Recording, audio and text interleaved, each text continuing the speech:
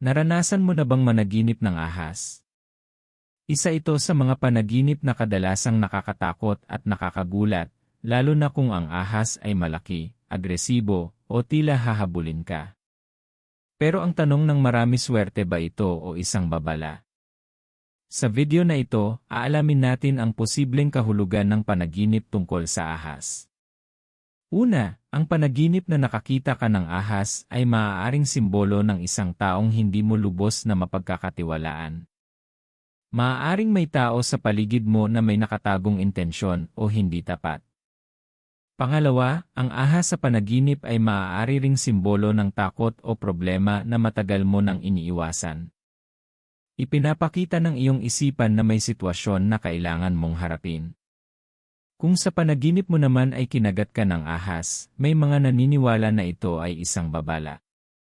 Maaaring may paparating na problema o sitwasyon na kailangan mong paghandaan. Pero kung sa panaginip mo ay napatay mo ang ahas, ito ay magandang senyales.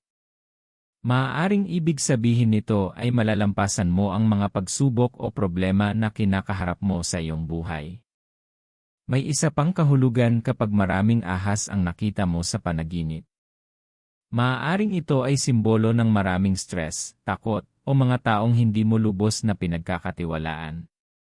Sa ibang interpretasyon naman, ang ahas ay maaari ring simbolo ng pagbabago at bagong simula, lalo na kung ang ahas ay nagpapalit ng balat.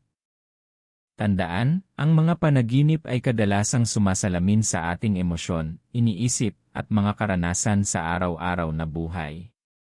Ikaw, napanaginipan mo na ba ang ahas? Ano ang nangyari sa panaginip mo? Kinagat ka ba, hinabol ka, o nakita mo lang ito?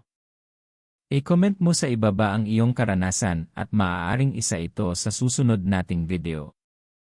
At kung gusto mo pang malaman ang kahulugan ng iba't ibang panaginip, huwag kalimutang mag-like, mag-subscribe, at pindutin ang notification bell para lagi kang updated sa mga bagong video dito sa Dream Science U.